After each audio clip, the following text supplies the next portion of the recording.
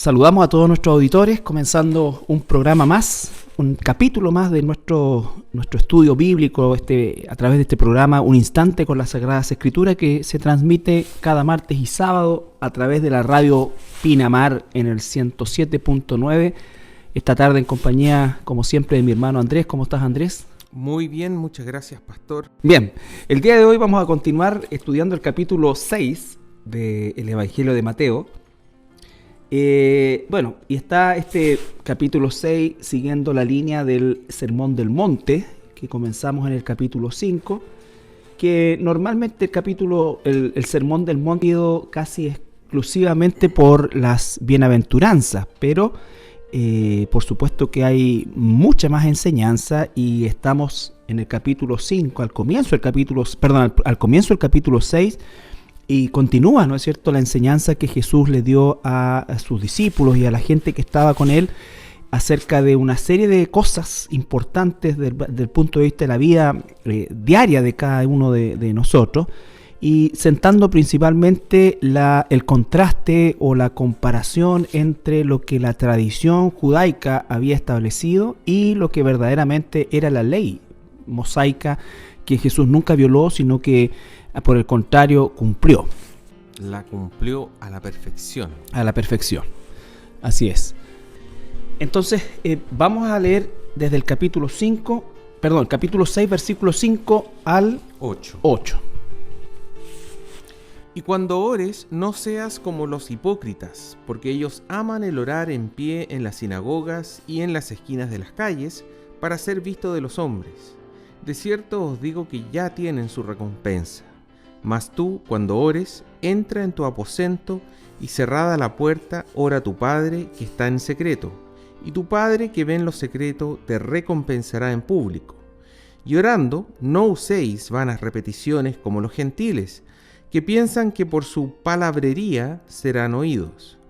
No os hagáis pues semejantes a ellos, porque vuestro Padre sabe de qué cosas tenéis necesidad antes que vosotros le pidáis. Bien, aquí tenemos al Señor Jesucristo comenzando el capítulo 6, ¿no es cierto?, en que va a confrontar a los fariseos con tres prácticas que estaban, por supuesto, escritas en la ley, estaban normadas en la ley también, pero que se habían torcido en el tiempo producto de todas estas tradiciones y sobre todo con el propósito de esclavizar más bien que de producir una libertad en la práctica, sino que el propósito era esclavizar, y sobre todo ellos de alguna manera a través de esta exageración negativa, ¿no es cierto?, de estas prácticas, los fariseos trataban de diferenciarse como una forma también de desprecio hacia aquellos que no eran como ellos. Y aquí Jesús ya lo hizo ya en el versículo 1 al 4, pero en esta gran porción comienza a discutir con estos fariseos las prácticas de la piedad en cuanto a la limosna, la oración y el ayuno. ¿No es cierto? Tres prácticas que, vuelvo a insistir, se encontraban en la ley, pero que estaban a lo largo del tiempo, habían sido completamente torcidas, tergiversadas por los fariseos, y principalmente con el propósito de marcar estas diferencias odiosas con la persona común, podríamos decir nosotros. Sí, hay un tema ahí de orgullo. De orgullo, exacto. Que vimos nosotros, partía desde el capítulo 5, que muchas de las cosas que menciona Jesús tienen que ver con nuestro orgullo, cómo debemos ir matando, por así decir, ese orgullo.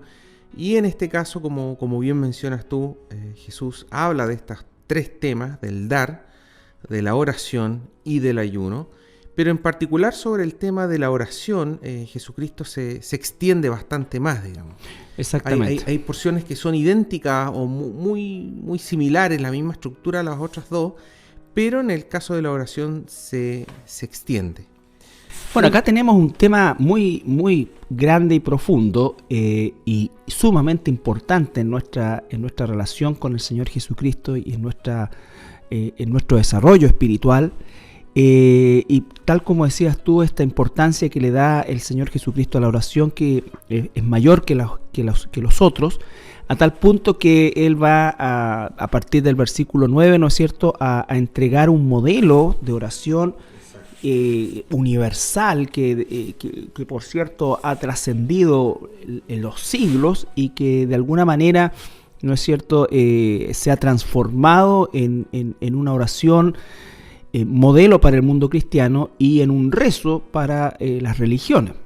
Sí, Carlito, yo te iba a hacer una consulta. Cuando leemos el versículo 5, vemos que Jesús parte diciendo, y cuando ores, ¿cierto? Dice, y cuando ores, uno nota ahí en lo que está diciendo Jesús, de que Él está completamente de acuerdo con el orar. Él fomenta la oración. De hecho, en Lucas 18:1 dice, también les refirió Jesús una parábola sobre la necesidad de orar siempre y no desmayar.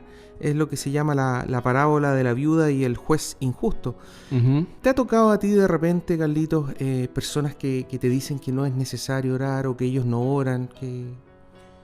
Claro, sí, efectivamente hay personas que de alguna manera piensan que la oración no es necesaria en nuestra relación con el Señor. Y hacen una mala lectura de este pasaje porque de alguna forma ellos critican, por ejemplo, la oración pública que podemos hacer nosotros en algún momento, cada día domingo, cada vez que estamos juntos en algún tipo de estudio bíblico, siempre le pedimos a alguien que haga una oración para que bendiga al Señor también el momento que estamos viviendo en torno a su palabra. Entonces, aquí más que el tema de la oración pública o de la oración en cuestión, va directamente a lo que tú mencionabas anteriormente, que era el orgullo con que esta gente, ¿no es cierto?, religiosa, hablaba de Dios en público, para no llamarle oración propiamente tal. Entonces el tema no es que se ore en público y muchas veces es muy bueno hacerlo, ¿no es cierto?, pero otra vez el punto es el orgullo con que se hacía. Probablemente y con toda seguridad ellos usaban palabras muy rebuscadas, se extendían de manera innecesaria, adornaban hipócritamente las palabras que usaban, pero efectivamente esa oración no pasaba de su boca, no llegaba nunca al trono de la gracia, porque Dios conocía el corazón con que se hacía. Ahora, lo interesante de la oración es que nosotros, al definirla, es muy sencilla. La definición es hablar con Dios, es hablar con Dios. Una conversación, por así decirlo. Si lo pudiésemos simplificar, es eso, hablar con Dios. Y lo importante es que sí, los cristianos debemos hablar con Dios, y el punto es que qué vamos a hablar con Dios, o de qué vamos a hablar con Dios y cómo vamos a hablar con Dios, son los factores que de alguna manera nosotros tenemos que entender y practicar a la luz de los ejemplos bíblicos. Sí, uno cuando lee las Escrituras, Carlitos, uno nota de repente que Jesús muchas veces oraba de manera privada. En varias partes, digamos, se relata que Jesús se levantaba, dice, antes del amanecer, de noche, ya antes de que saliera el sol, y se iba Jesús, se alejaba de sus discípulos, iba a un lugar privado a orar. Pero también encontramos otros lugares en el Evangelio donde Jesús está orando por sus discípulos frente a ellos, digamos. Sí.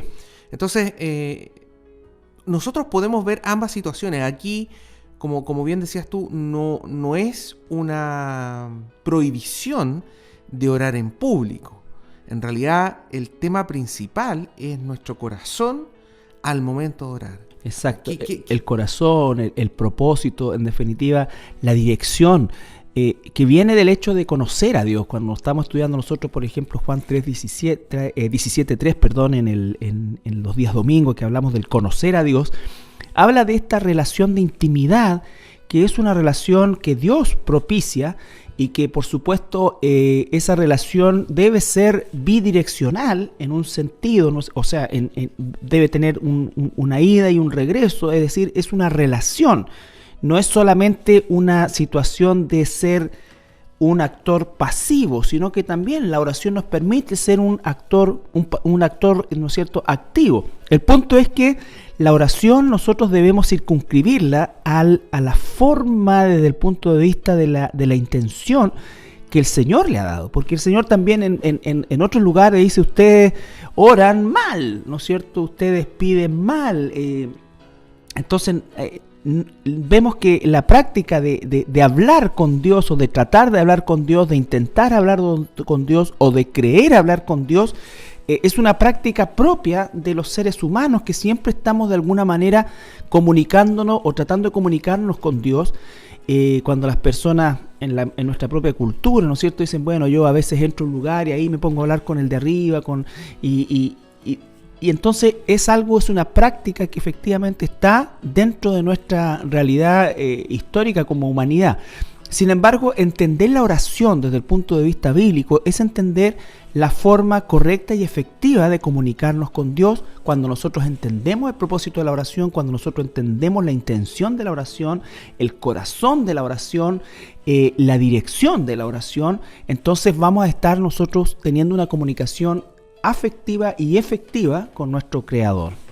Sí, en Santiago capítulo 4 versículo 3 dice: pedís y no recibís, porque pedís mal, para gastar en vuestros deleites. Claro. Es justamente lo que tú estabas diciendo, Carlitos. Muchas veces nosotros pedimos y no recibimos de Dios una respuesta. ¿Por qué no la recibimos? Porque pedimos mal. Generalmente estamos acostumbrados a pedir para nuestros propios deleites, o sea, cosas personales.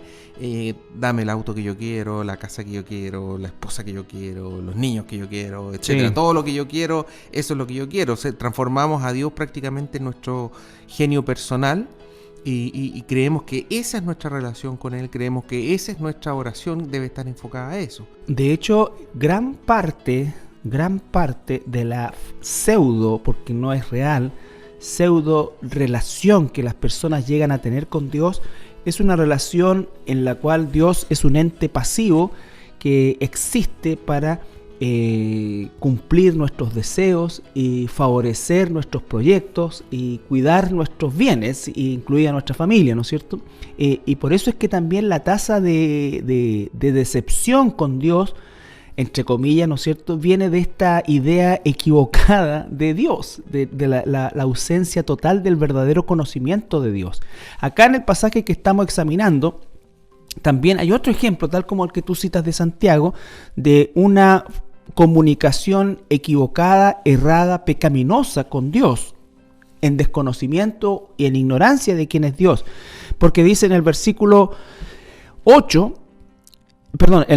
7, y orando no uséis vanas repeticiones. Entonces, cuando las personas están usando vanas repeticiones, hay un aspecto no solamente verbal, comunicacional, sino que también hay un aspecto del corazón, que al creer equivocadamente que por repetir tantas veces algo, entonces de alguna manera ese machacar, por así decir, va a mover a Dios o va a lograr lo que estamos pidiendo. Y cuando uno analiza esto, sobre todo en la cultura nuestra, se habla no tanto de oración, sino que del rezo.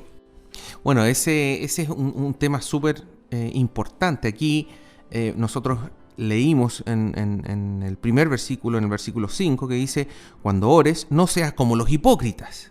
Después ahora estamos viendo el versículo 7, y orando, no uséis vanas repeticiones como los gentiles. Aquí Jesucristo le está hablando a sus discípulos respecto a qué cosas no hacer. No hagan como los hipócritas, y aquí no hagan como los gentiles. Los gentiles eran las personas que eran paganas, aquellos que no eran judíos, digamos. Todos aquellos que no tenían la revelación correcta de la oración y que no querían tampoco escucharla. Y ellos eran los que tenían esta característica, digamos, de usar repeticiones, y dice acá Jesucristo que creían que por su palabrería las cosas que estaban pidiendo se le iban a transformar en realidad. Es súper importante entender de que la palabra rezar quiere decir repetir una y otra vez. Y en términos genéricos lo encontramos en todas las religiones paganas, el rezo. La repetición, paganas, con distintos nombres muchas veces, ¿cierto? Que un mantra, por ejemplo, en el caso del hinduismo, que repiten una y otra vez.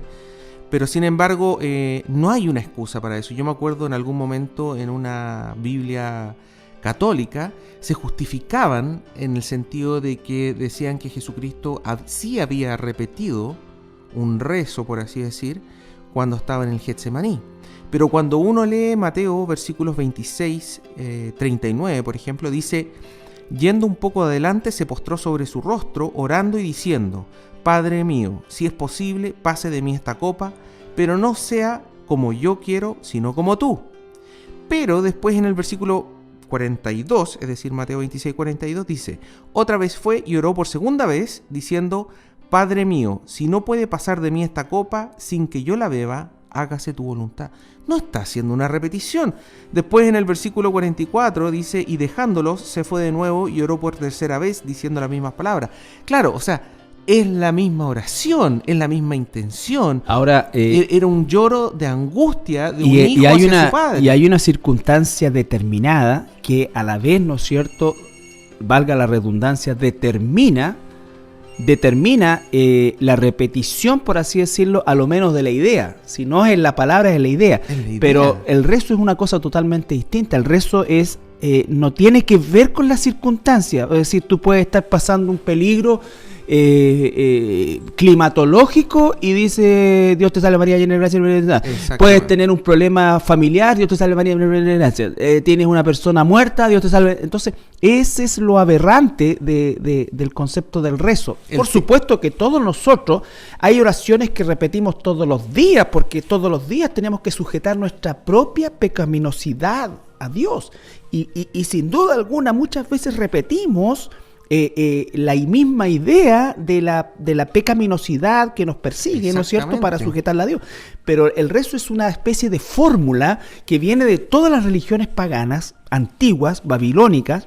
Exactamente, incluso, no es algo nuevo, es algo muy antiguo. Es algo muy antiguo, que el catolicismo romano, sobre todo, que es lo que conocemos nosotros, y posteriormente el Islam, que nace también de una raíz católica romana, atribuye a esta suerte de fórmula, ¿no es cierto?, estructurada de acuerdo a la cantidad de repeticiones. Por ejemplo, yo veía en Facebook antes de ayer o hace un par de días atrás, dice: comenzaron los 1000 rezos de Padre, los 1000 Padre Nuestros rezados para los enfermos de cáncer. Es decir, repetir 1000 veces la misma idea. Y si fuera para los enfermos del riñón, sería la misma idea, el misma repetición. Y si fuera para los que no tienen trabajo, el mismo. ¿Te das cuenta? Entonces, el tema es que la fórmula está basado en la cantidad de repeticiones. Y eso viene del paganismo, y sobre todo del paganismo en el cual se combinaba, ¿no es cierto?, en un momento determinado un éxtasis, porque justamente el proceso de la repetición sin sentido ya llevaba a que la persona entrara en un estado alfa en el cual podía básicamente estar abierto a cualquier relación con un espíritu maligno, que era finalmente la culminación del proceso, digamos, de la religión pagana, en la cual se suponía que o muy bien se embriagaban otras veces, u otras veces se drogaban, pero el tema era llegar a tener la mente en un estado tan en blanco que se suponía que en ese momento el espíritu del Dios, que era un demonio por supuesto, entraba en la persona y ahí ellos tenían una relación plena con el Dios pagano. Con el Dios pagano. Claro. Entonces, sí. Es algo muy, muy antiguo y queda muy claro que Jesucristo nos dice: no hagan eso. Exactamente.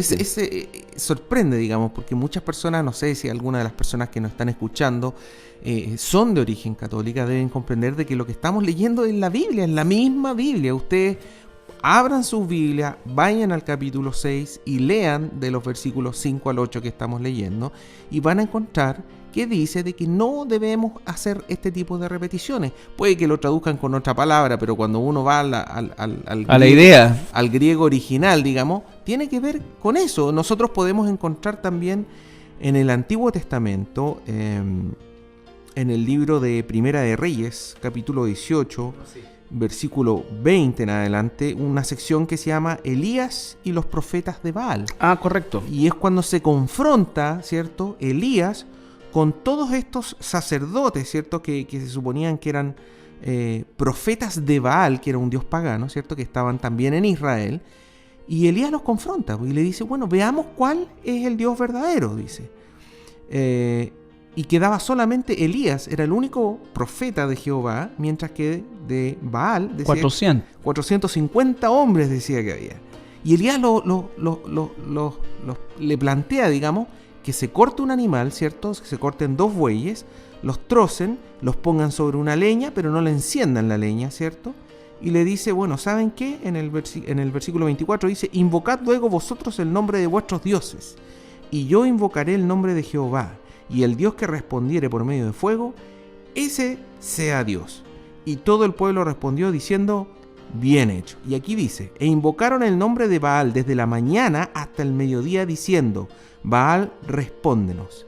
Pero no había voz ni quien respondiese. Entre tanto, ellos andaban saltando cerca del altar que habían hecho. O sea, se pasaron todo el día diciendo exactamente lo mismo. Diciendo lo mismo, repetición, repetición, repetición. Luego... se flagelaron también. Luego, exactamente, se cortaban, gritaban, decían. Pero luego nosotros podemos ver que Elías se llega a burlar. El versículo 27 dice, y aconteció al mediodía que Elías se burlaba de ellos diciendo, gritad en alta voz, porque Dios quizá está meditando, o tiene algún trabajo, o va de camino, o tal vez duerme y hay que despertarle. Y sabes que en el idioma original, porque se suaviza un poco la traducción hispana, pero en el idioma original es quizás vuestro Dios se encuentra en el baño, o sea, defecando. Esa es la traducción real. Sea, se burlaba, Exactamente. Es que realmente no tiene sentido esto, Carlito. Yo me imagino una persona que realmente tenga dos dedos de frente, como se dice. Un dedo de frente. Va a un sacerdote católico, le dice todos sus pecados y el sacerdote le dice 3 Ave María y 2 Padre Nuestro. Y con eso está saldado tu pecado. No, mira, ¿Qué lógica tiene eso? Es un tema espantoso. ¿Qué lógica tiene eso? Digamos? Vamos a ir a una pausa musical y al regreso continuamos con este candente tema. Bien, estamos de regreso después de esta alabanza. Y bueno, seguimos enfrascados en esta temática que es tan apasionante en el sentido de que nos abre tan claramente los ojos ante la esterilidad, la falsedad que existe en estas prácticas que son desgraciadamente hasta el día de hoy tan habituales. Por ejemplo, tenemos este tema del rosario, que es una de las cosas más satánicas que se han inventado, que ha inventado el catolicismo romano, que es justamente una suerte de cuentas y repeticiones, y es toda una fórmula de esa, que viene del paganismo egipcio. El paganismo egipcio tenía estos sistemas de cuentas y también lo adquirió el islamismo. El islamismo también tiene un sistema de cuentas porque, en definitiva, muchas religiones, hay unas religiones orientales también. Hindúes también tienen este sistema de cuentas. Entonces, ¿por qué? Porque volvemos al punto inicial, que es la fórmula se encuentra en la repetición, en la cantidad de repeticiones y cómo esa cantidad de repeticiones va dejando nuestra mente en blanco en un sentido, ¿no es cierto? Porque obviamente pasado un tiempo de repetir cosas, la persona empieza a perder la concentración y solamente está mecánicamente actuando, y eso es gravísimo porque en el plano espiritual justamente son las oportunidades que tiene Satanás de permitir, ¿no es cierto?, la demonización de alguien, la implantación de una idea satánica, ¿no es cierto?, incluso la posesión. Así es. Y se van uniendo las cosas, Carlito, porque estaba viendo acá, luego de que Isaías se burla de ellos, digamos, versículo 28 dice, y ellos clamaban a grandes voces y se sajaban con cuchillos y con lancetas conforme a su costumbre, hasta chorrear la sangre sobre ellos. Nosotros podemos ver este tipo de escenas hoy en día asociados a ciertos rituales católicos. Así es. Podemos ver esto de las personas que se laceran, que hay algunos que se crucifican. Nosotros podemos ver en Filipinas, ciertos países, etcétera. Todo este tipo de actos autoflagelantes, que yo me hago que mi cuerpo entre en dolor, que me salga sangre. la gente muchas veces cree que es algo moderno, es súper Es súper antiguo y es antiguo. terriblemente pagano y no tiene nada que ver con lo que Dios quiere con nosotros. O sea, Exactamente. más claro, echarle agua. Si Jesús en el Sermón del Monte nos dice explícitamente, no uséis vanas repeticiones, ni palabrería, ni nada por el estilo, y por otro lado vemos que en el Antiguo Testamento se nombran todas estas religiones paganas y se confrontan como paganas, haciendo todo este tipo de actos. Bueno, obviamente nosotros no podemos hacerlo hoy en día. Exactamente. Hoy en Exactamente. Yo, el llamado nuestro, de lo que dice Andrés, de lo que hemos comentado aquí en este programa, es justamente a que si usted se siente aludido o siente que estamos faltando el respeto a algo, yo quisiera que usted tuviera una visión más objetiva e investigara, aproveche de investigar realmente los orígenes de estas prácticas, y se va a encontrar que son orígenes absolutamente paganos. Paganos, Absolutamente paganos, absolutamente reñidos con la enseñanza bíblica, tanto del Antiguo como del Nuevo Testamento. Israel fue duramente castigado por Dios justamente por inclinarse a este tipo de práctica. Cuando usted analiza, por ejemplo, el bautismo de los niños, ¿qué significa iniciar a un infante inconsciente sin ningún tipo de razonamiento? Eso viene del ofrecimiento que hacían, ¿no es cierto?, en las religiones paganas, de los primogénitos a los dioses paganos, ¿no es cierto?, y los ofrecían.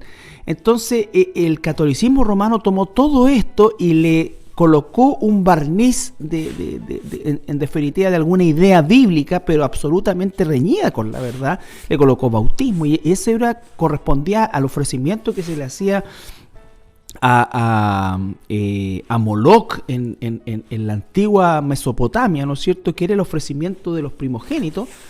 Y en eso consistía, digamos, por así decir, la iniciación y por supuesto también, entre comillas, la protección de esa familia. Por lo tanto, porque cuando usted busca en la Escritura no existe ninguna parte donde se haga algo similar de lo que vemos nosotros, ¿no es cierto? Sí, y todo lo contrario. Todo lo contrario. Lo que encontramos en la Escritura, hay muchas partes, hay cientos de versículos que van absolutamente en contra de lo que nosotros podemos observar en las religiones paganas y sobre todo la religión católica, digamos, que ha incorporado tantas cosas. Acá estaba leyendo recién el versículo 44, Isaías capítulo 44, versículos 15 al 17, donde dice, habla sobre una persona que cortó un árbol. Y dice, de él se sirve luego el hombre para quemar. O sea, cortó el árbol para quemarlo. Para hacer leña. Es decir, y toma de ellos para calentarse, ¿cierto? Enciende también el horno y cuece panes. Y miren lo que viene ahora. Hace además un dios con la misma leña, con la misma madera, y lo adora. Fabrica un ídolo y se arrodilla delante de él. Parte del leño quema en el fuego. Con parte de él come carne, prepara un asado y se sacia. Después se calienta y dice, oh, me he calentado, he visto el fuego. Y hace del sobrante un dios. Y se postra delante de él, lo adora y le ruega diciendo, líbrame porque mi Dios eres tú. Pero si piensa tú, y claro. yo voy, imagínese usted hoy día, por favor. Si quiere armar una gruta en su casa, ¿ya? Quiera Dios que no lo haga nunca. Pero va a dónde? Puede ir aquí en la carretera camino a Guanaquero y puede elegir el muñeco, ¿no es cierto?, que usted quiera y que lo hizo un hombre con yeso o con piedra tallada y llevar ese muñeco o esa estatua, colocarla dentro de una gruta, de una cueva, prenderle una vela y postrarse ante ella, por favor. O sea, ¿quién más idólatra puede llegar a ser el ser humano que eso? Y después le colocan flores y después va agarrando vuelo esto, ¿no es cierto? Y le encienden vela, le colocan... Y yo no sé cómo le colocan reja también para que como si se fuera a arrancar el bicho o el ídolo. ¿no es cierto? Y bueno, y si imagínate que vengan algunos y le echen pintura o se lo quieran robar. Pero realmente es una esclavitud. Es una esclavitud y es un estado mental menos que primitivo. Imagínate. Mira, Carlitos, ¿sabes lo que pasa? A mí me pasa en particular, digamos, con el tema de lo que se conoce la ciencia.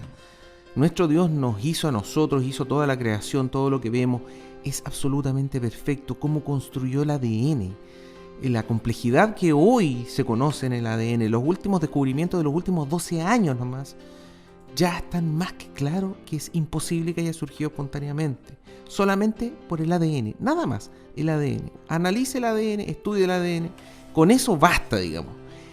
Y me cuadra esa perfección con un Dios que es el Dios que aparece en la Biblia, un Dios grande, un Dios que lo conoce todo, que lo sabe todo, que es imposible de representar con nada. Isaías 40, versículo 18 dice Dios: ¿a qué pues haréis semejante a Dios? ¿O qué imagen le compondréis? Dice, el artífice, el artista en el fondo, prepara la imagen de talla. El platero le extiende oro, le funde cadenas de plata. El pobre escoge para ofrecerle madera que no se apolille. Se busca un maestro sabio que le haga una imagen de talla que no se mueva. ¿No sabéis? ¿No habéis oído? ¿Nunca los han dicho desde el principio? ¿No habéis sido enseñados desde que la tierra se fundó? Él está sentado sobre el círculo de la tierra, cuyos moradores son como langosta. Él extiende los cielos como una cortina, los despliega como una tienda para morar. Él convierte en nada a los poderosos y a los que gobiernan la tierra como cosa vana. Entonces, Él es Dios, Él es el Todopoderoso, Él no se compara, no hay nada que se le puede comparar, no hay ninguna imagen que el ser humano pueda hacer que se asemeje a Dios. Es más, Dios lo prohibió tácitamente en el segundo mandamiento. Éxodo capítulo 20, Deuteronomio capítulo 6. Aquellas personas, nuevamente, si usted es religión católica, escuche la voz de Dios, por favor. Si es de religión católica, abra su Biblia católica, Éxodo 20 o Deuteronomio capítulo 6. Ambas son los capítulos que tienen los 10 mandamientos. Segundo mandamiento: no haréis imagen ni ninguna semejanza de ninguna cosa, ni de lo que está arriba en los cielos, es decir, ni de aves, ni lo que está abajo en la tierra, ningún animal cuadrúpedo, ni personas, en el caso del catolicismo romano, ni ninguna cosa que está debajo de la tierra, de un pescado, de un delfín, de una ave, de nada. No te hagas imagen de nada. De nada en el sentido de lo que es el contexto del mandamiento. No tendrás dioses ajenos. Y la palabra que usa ahí, que se traduce dioses con minúscula, es ídolos. No tengas ídolos. No significa que usted no tenga un adornito en su casa donde aparezca un pajarito, pero no lo adore. O sea, después dice, no te inclinarás, ni los honrarás. O sea, cuando de repente hay discusiones y dicen, no, es que uno no... No adora, venera. No adora, venera. Oye, aquí es, no te inclinarás, no lo honrarás. O sea, nada. Y después dice, porque yo soy Jehová, un Dios celoso. Es un Dios celoso. Él no tiene por qué compartir su deidad con nada. Y él mismo ha especificado, tal como leías tú en el pasaje, que no solamente él nos hace pensar, razonar, qué pudiera representar a Dios físicamente.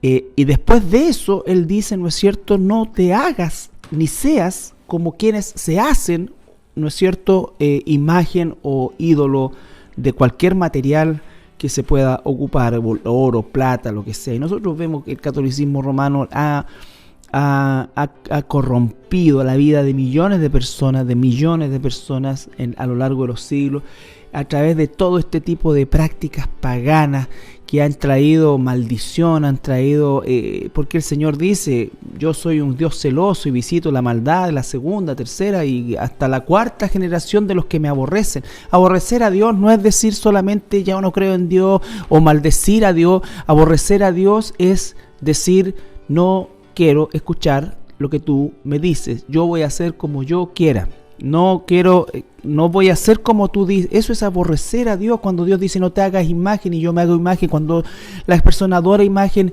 y Dios dice no lo adores, ni siquiera te inclines, cuando la persona decide tomar cualquier oración y transformarla en un rezo, en fin, todo esto que vemos que justamente habla de aborrecer a Dios. Habla de aborrecer a Dios.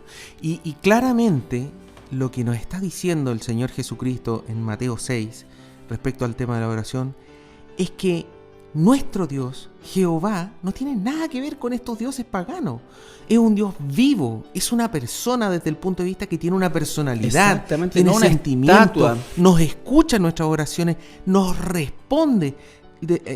Nosotros podemos encontrar en la Biblia que habla de estas imágenes que no tienen manos pero no las mueven, tienen ojos pero no ven, tienen orejas pero no escuchan, tienen pie, los tienen que llevar. Exactamente, el tema de llevar estas imágenes de un lado al otro nuevamente no es algo nuevo, es algo pero antiquísimo. Y no viene del catolicismo. El catolicismo lo absorbió de todas las religiones paganas del imperio greco-romano, que a su vez venían de los imperios babilónicos, mesopotámicos, toda la paganería. Entonces, nuestro Dios es un Dios absolutamente diferente, es activo, Él nos escucha.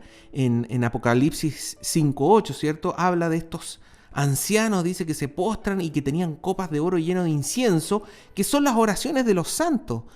Para Dios, la oración de un hijo de Él, de un santo, es como el incienso, es un olor agradable para Dios. Dios quiere nuestra oración y Él la va a responder si es que nosotros oramos como corresponde. No tiene absolutamente nada que ver con lo que se hace en el paganismo de los gentiles. Es un Dios vivo. La Biblia dice, ¿no es cierto?, deleítate en el Señor y Él te concederá las peticiones de tu corazón, porque lo primero que hacemos nosotros es deleitarnos en el Señor. ¿Y cómo vamos a deleitarnos en el Señor si estamos desobedeciéndole a Él? ¿Cómo es que vamos a deleitar el corazón de Dios si nosotros queremos hacer las cosas exactamente al revés de lo que Dios nos está mandando?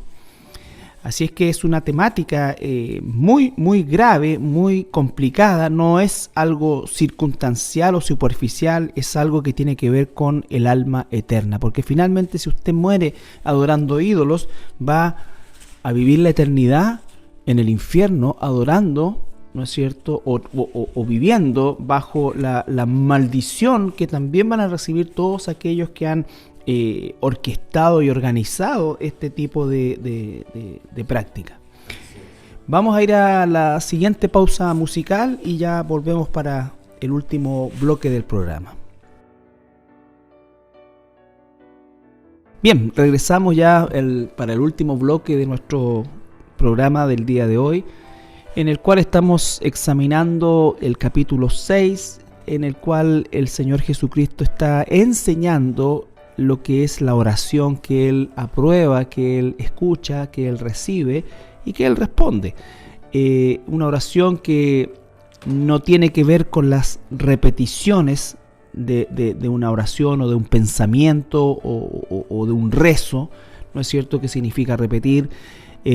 También está de alguna manera o claramente regulando, por así decir, el corazón con que debemos nosotros dirigirnos a Dios, y sobre todo en esa relación personal, y más que el hecho de no orar en público, es la forma y la motivación que tenían estos fariseos, que era una motivación netamente orgullosa y de lucirse, ¿no es cierto?, frente a un público. Por el contrario, la oración nuestra debe ser sincera, debe ser sentida y debe ser bíblica también. Así es, una oración que, bueno, si Dios quiere, la próxima semana vamos a empezar ya a estudiar los versículos que corresponden a la oración que se conoce como el Padre Nuestro. Pero si uno, por así decir, empieza a leer el Padre Nuestro, digamos, uno se da cuenta que es una oración bastante breve. Debe durar unas 30 segundos, si es que, digamos, una persona en leer y en repetir, por así decir, esa oración.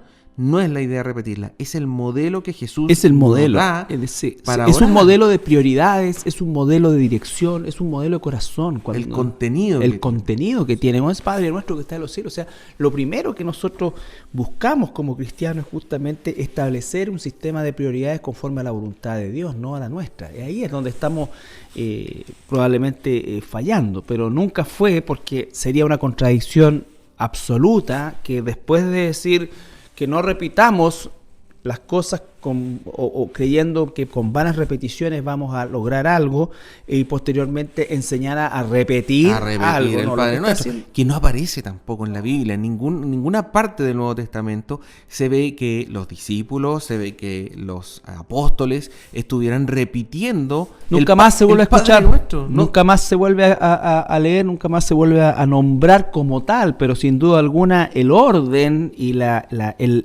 prioridades que están enseñadas a través de esta oración modelo, por supuesto que sí. Entonces no necesariamente es una oración larga, ni tampoco necesariamente una oración corta, sino que el tema es el corazón con que lo hago, y lo que vamos a ver, si Dios quiere, la próxima semana, el contenido que debe tener mi oración. No puede ser solo pedir, quiero esto, digamos, sino que tiene que tener muchos otros pasos entre medio, partiendo por quién es Dios, cuál es mi relación con Dios. Y Jesús parte diciendo, Él es mi Padre. Es nuestro Padre. Esa es la relación que quiere Dios con nosotros. Esa es la pregunta que uno debiera hacer a nuestra audiencia. ¿Es usted hijo de Dios? ¿Es Dios su Padre? Porque partimos por ahí, porque en el fondo esta es una oración familiar, podríamos decir nosotros. Es para aquellos que son sus hijos. Exactamente. Es para aquellos que son sus hijos. Así que si usted va a hacer una oración, bien, está bien. Dios nos quiere que nosotros le oremos. Él conoce todas las cosas, pero como todo padre, Él quiere tener una relación con nosotros. Por eso decimos que el cristianismo no es una religión, es una relación. Yo sé, por ejemplo, como papá, lo que quieren mis hijos o lo que le haría bien a mis hijos. Sin embargo, muchas veces yo me quedo callado y espero que ellos vengan a mí a pedírmelo. ¿Por qué? Porque al hacerlo estamos estableciendo una relación. Uh-huh. ¿Qué pasaría en nuestras vidas si Dios, por ejemplo, nos diera a nosotros automáticamente todo lo que nosotros necesitamos? Al poco andar nosotros ya nos olvidaríamos de Dios. Exacto. No estaríamos desarrollando esta relación. Aunque Dios sabe todo lo que nos necesitamos, lo que realmente necesitamos, no lo que yo quiero y digo que necesito, pero en realidad quiero. No. ¿Qué pasa si Dios nos diera todo eso de manera automática? Bueno, nosotros estaríamos... Nunca le buscaríamos. O si lo buscamos en algún momento, después nos olvidaríamos, dejaríamos de acordarnos de él. No, Dios quiere que tengamos una relación, y para mantener esa relación, la oración debe ser permanente. Así es. Bien, llegamos al final de este capítulo. Vamos a continuar, por supuesto, Dios mediante, la próxima semana, profundizando más acerca del tema de la oración, haciendo público también todo aquello que no es bíblico con respecto a la oración, con el único propósito de remecerlo a usted y provocar en usted una búsqueda personal, si usted quiere, en su Biblia o en la Biblia que tenga, ¿no es cierto? Y darse cuenta de que la palabra de Dios dista mucho de la religión imperante, ¿no es cierto? Bajo el yugo que hemos estado durante todos estos siglos. Y seguramente va a encontrar mucha similitud con lo que Jesús enseñaba. Dice él: oíste que fue dicho. Usted oyó, porque ni siquiera leyó este tema, sino que lo oyó y lo hace. Pero Jesús le está diciendo que Él dice que no es así. Oíste que fue dicho, podríamos decir nosotros, hay que repetir, y Dios dice no, la oración no consiste en eso. La oración consiste en una comunicación viva con Dios por medio del modelo que Él nos ha establecido. Pero tiene que ver, ¿no es cierto?, principalmente con esa relación de intimidad. Algunos avisos antes de retirarnos. Sí, como siempre les recordamos que nuestra página web es www.iglesiacristianalaserena.cl. Cualquier comentario, duda, sugerencia, crítica, por favor enviarlas a contacto@iglesiacristianalaserena.cl. Bien, que el Señor le bendiga y estamos en contacto el próximo programa. Bendiciones.